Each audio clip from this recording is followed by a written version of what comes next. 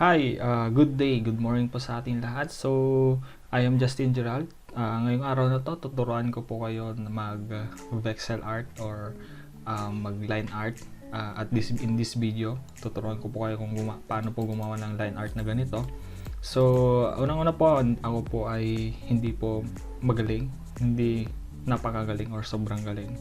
So, hindi po ako expert sa vexel art. Ako po ay still nag-aaral pa lang po, ini-enhance pa po yung skill ko, and mahirap po, pero sa tiyaga lang, tinatyaga ko lang, and gusto sumikap po talaga ako na matuto, and alam ko po yung pakiramdam po kasi ng hindi po alam yung ginagawa, gustong matutong mag-vexel art. Maraming tutorial sa internet, pero mahirap.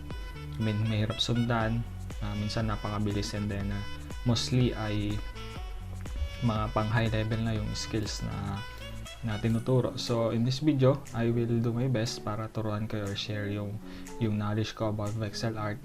So para ma-inspire kayo, gusto ko lang pakita yung mga gawa ko dati kasi napakapangit po talaga, mga bulok-bulok. Yung pinaghirapan mo ng ilang araw pero hindi mo pa rin mapaganda. So ito yung mga unang gawa ko dati. Yan, unang-una, hindi mo alam kung babae o lalaki ba to, diba? Hindi ako marunong sa lips, hindi ako marunong sa eyes, eyebrows, shadings, lahat. Then after nun, konting tiyaga-tiyaga, aral-aral pa, ay ito na yung latest na gawa ko. So as you can see, we have a color palette dito. This palette is from Black Matrix, so shout out sa kanya, salamat sa napakagandang palette. And ayun, we're going to use this palette sa ating vexel art today.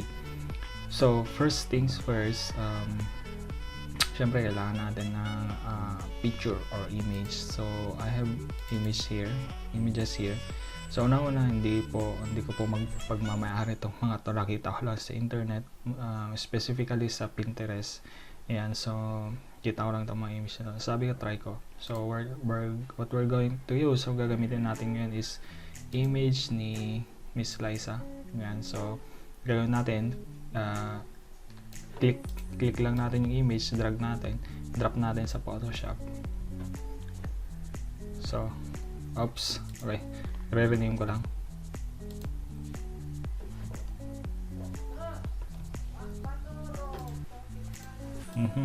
Mura na yung kapitbahay.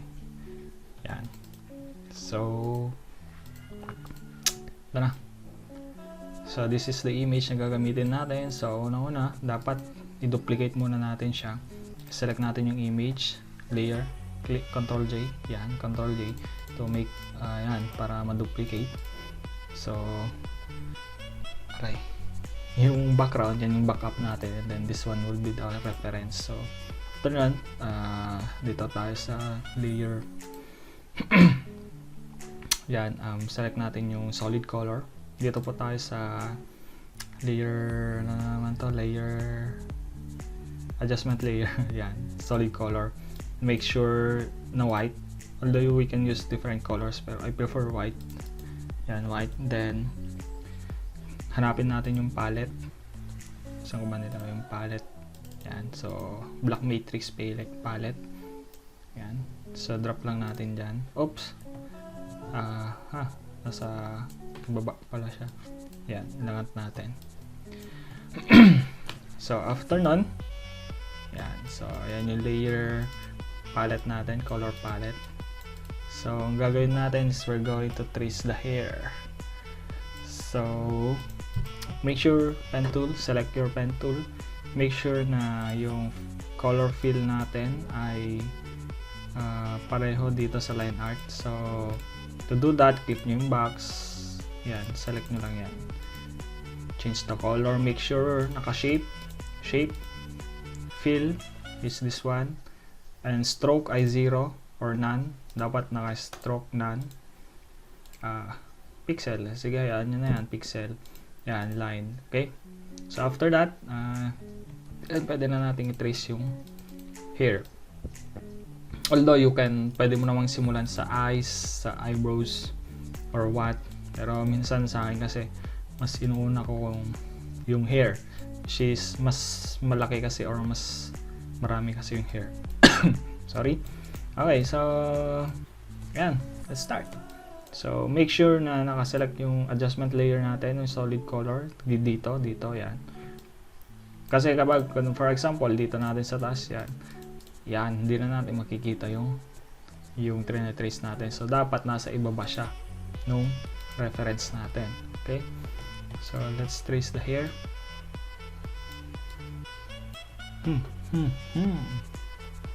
Alam nyo, mahirap talaga mag-trace ng hair eh. Yan.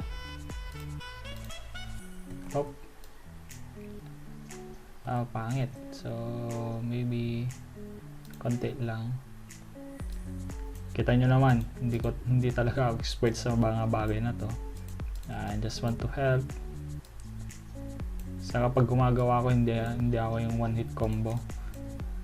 I mean, pag sinabing ko yung kagaya ng mga napapanood natin sa YouTube, mga lulupit talaga.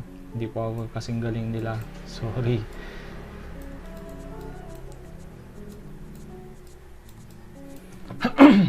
Pag ako po gumagawa, ayan,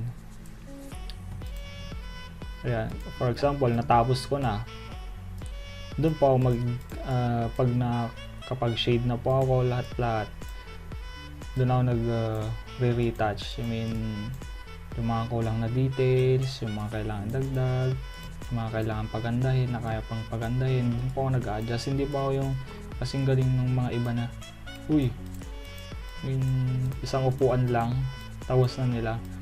Okay? Yan. Pasensya na sa mouse, napakaingay. Pasensya na rin po sa mga dumadaan na motor, maingay. Sa mga taong nagmumura po sa labas, pasensya na po sa kanila. Walang magawa sa buhay kasi yun nga, naka-quarantine tayo dahil sa COVID-19.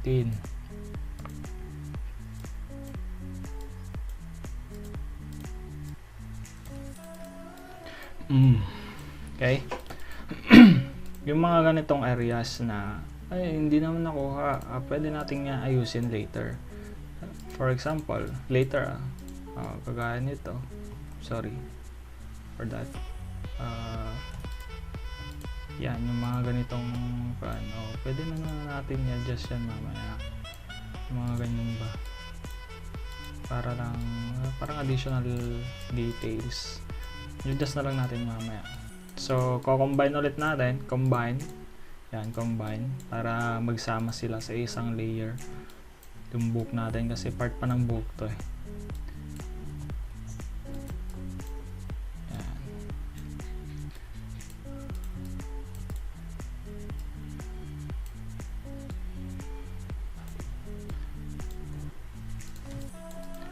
Sayang, wala na yung mga gawa ko dati na napakapapangit. Sayang, gusto ko sana ipakita sa inyo yung mga yun eh. Kasi dati, mga ganun din talaga yung output ko. Pangit. May jeep, dadaan daw. Sige, tandaan ka. So, itong mga dark areas na to. Although, pwede nating bawiin sa shadings to. Pero, for the sake of this video, yan. Pag-add tayo konting line art dito. Kung pangit man ito mamaya, di pwede nating tanggalin, di ba? At least may basis tayo. Itong part na to. Sensya na po sa motor, yan. Para na mabawi natin. Okay, so I think tapos na tayo sa buhok. Mga ganong details, ayusin na lang natin yan mamaya. Yan. So, sabi ko nga sa inyo, pwede na natin ayusin yung mamaya. Okay, so I think we're done with the hair.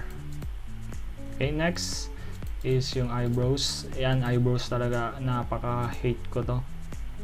Yung hair pala natin, rename natin hair. Yan, so make sure nasa pinaka-ibabaw siya, sa pinaka-taas.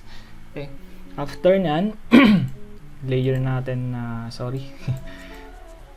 Yan. gagawin natin yung eyebrows. Napakahirap talaga ng eyebrows, lalo na kapag yung hindi natin nakikita. Oops! Oh sir, kuya, paano to? Cross yung pen tool ko. Naka-caps lock lang yan. Pindutin yung caps lock, pabalik yan. Yan. So, yan. Gaya ng sabi ko, eyebrows, napakahirap talaga nito.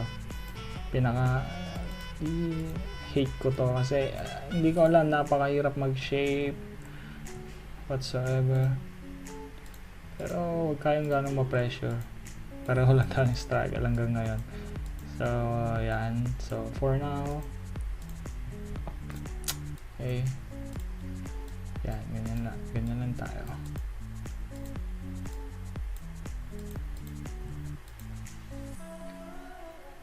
Eyebrows pala. Okay, yan. Iusin natin to mamaya. Basta ang malaga dito, may tayo, may draft ba na reference, diba? May mga pinapanood din ako sa YouTube, talaga one hit lang. Galing, lupit. So, yun nga, hindi naman tayo kasing galing nila, kaya basic na lang muna tayo sa mga basic na paraan. This is, I hope na makatulong. After nyan, syempre may eyebrows pa dito, dalawa yan syempre. So ang gagawin natin, shape, combine natin para magkasama sila sa isang layer. Okay, yung mga shadows na ganito, pwede nating bawiin to sa nito, shadings later. Yan. So basta i-trace na lang muna natin yung mga visible parts. After nun, yaw! Alright. So, sorry. We have eyebrows and hairs.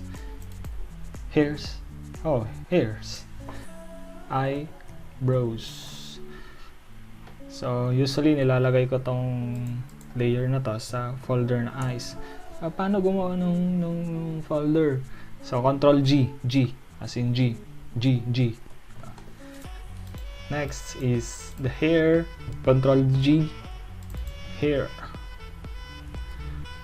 Oops, sorry. Hair. Okay, after yan, we have, guess what? What's next? It's the eyes. Good. So, gagawin natin sa ibabaw ni eyebrows. Folder yan na. Yan. Sa ibabaw niya, gagawa tayo ng line art ng eyes. Huwag nyo lang combine. Make sure na kanyo na yan. Nyo. Para hiwalay sila. Eyes. Sinusumpa ko rin ang mata eh. Hirap nito eh. Lalo na yung mga eye bags. Nako. Galit ako sa mga yan. Mga nagpapagawa ng may eye bags. My goodness, sabi ko. Gaya nga sabi ko, hindi po ako magaling. Sobrang galing dito. I'm just doing my best to help you. And still studying naman. And I'll do my best na yung mga natututunan ko ipagsama-samahin ko dito sa video natin. Para mas mapadali, mapagaan yung trabaho. Yan, after nun, let's trace yung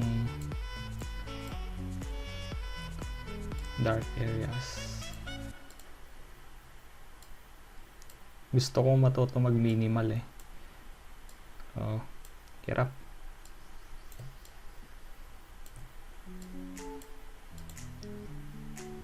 Kilala ko, napakagaling sa minimal si Sir Biko Texon. Kung panood nyo yung mga tutorial niya sa YouTube, kilala yung mga ginagawa niya eh. Basta yung mga yun, lupit eh. Minimal. Pero napakahirap gamitin ng palette niya. Yan. So, of the eyes, next is the eyelashes. Make sure nakakombine pa rin yun. Itong lashes siguro pwede natin gawin ito mamaya, pero for the sake of fun, para may idea kayo. Ang napakakapal naman. Yeah. Palitin ko lang. Later na yun, ayusin na natin mamaya. dito banda, itong mga to, huwag ganun makapal.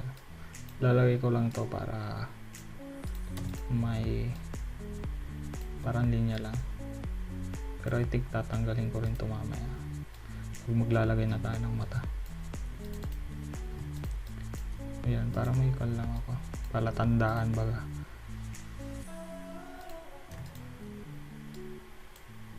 Pag naglalagay kayo ng lines dito, huwag ganun makapal. Okay, yun. Let's just fix that later. Next, combine. Make sure naka-combine. Yan. Mga dark areas na yan, mama, buuin natin yan sa shadows. Okay.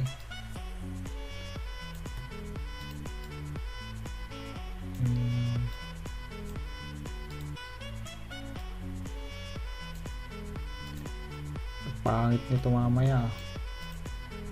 Okay. Yun. Isa rin to, yung lashes niya.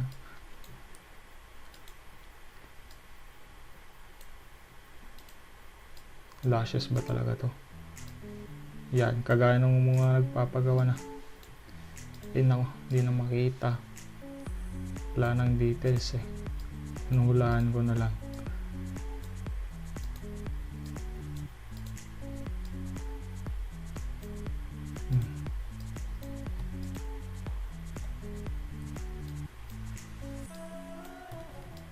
Actually, ako ay nag-aaral mag-Vexel kasi gusto ko rin naman kumita ng pera gamit to.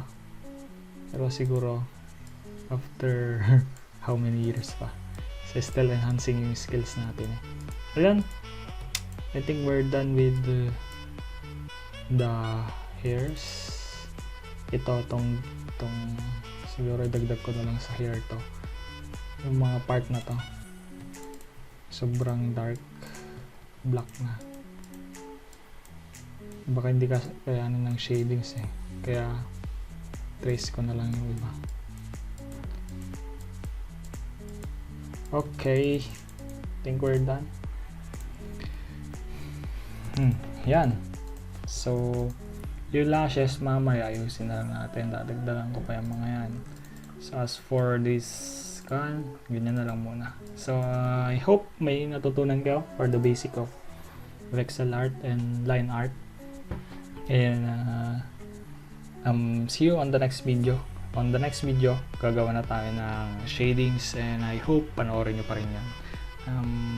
That's all. Thank you.